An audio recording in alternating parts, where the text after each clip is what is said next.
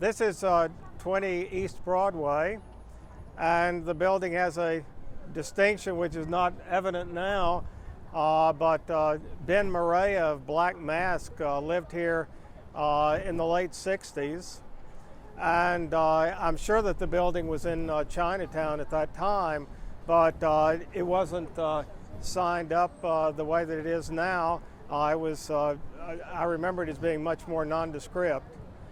But Ben Morea had his artist loft in the building here, as sort of so many of the people that I met on my adventures. You know, they had always the artist loft in the factory, you know, the former factory building, completely unmarked and everything.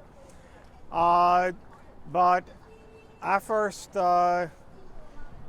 learned about Black Mask seeing a copy of it in an alternative bookstore in Soho, and I had written Communists Must Give Revolutionary Leadership and Culture. I was a cadre in Workers' World at that time, and when I saw what the publication Black Mask was saying, I decided that I had to contact them and liaise with them. And so I did, and I must have ended up over here visiting Morea.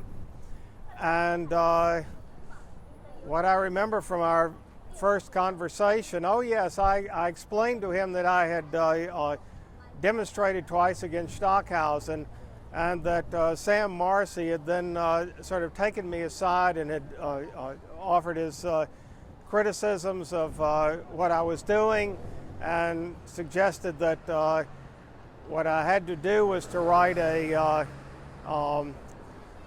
his actual line was, you know, that you cannot sort of present theory with a demonstration, you know. I mean, that was so that I actually had to write a theory of it or something, which I proceeded to do. Well, at any rate, I told all that to Ben Morea, and you know, he just told me how terrible he thought it was for me to sort of be taking orders, you know, from this, you know, authoritarian leader and so forth and so on.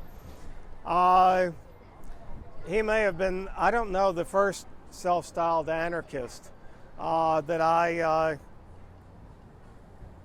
guess sort of got to know with a degree of respect. Jackson McLough had a long career in anarchism, but I always found myself sort of disagreeing with him so much that you know, nothing productive ever came from our exchanges. But so at any rate, Ben was up here in his artist loft, and I remember his partner, Ron Hahn, and I do not remember actually issues of Black Mask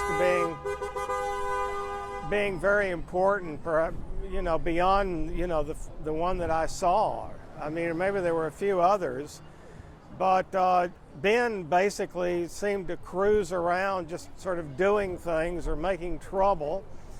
Of course, this was the time of the Situationists. I mean, well, but I'm getting a little bit ahead of myself. In March of 1967, we ran into each other because when Marcuse spoke at the School of Visual Arts, we were both there.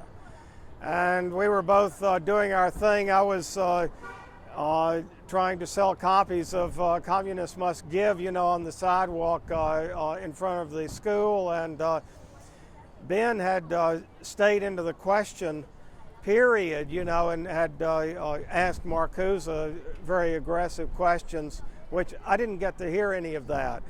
Oh yes, I remember what it was about. Marcuse was saying that political language was dead, therefore it was for the artist to save us. Sort of with his sort of romantic genius and so forth, that, you know, that he would redeem us. And I think that Ben had some very pointed things to say about the idea of the art world as sort of an incorruptible world of romantic geniuses.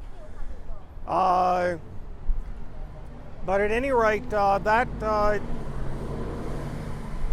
that pins down the time I was still in Workers' World. I was talking to an anarchist. I mean, to somebody who was certainly outside of the ideological orbit of Workers' World, but I was still in Workers' World. And I go through the summer of '67 and, still talking to Ben and so forth and so on. I leave Workers' World in the fall of '67. And evidently, Ben and his circle of activity, along with Susan Sherman and Icon Magazine, they must have replaced Workers' World in my life. I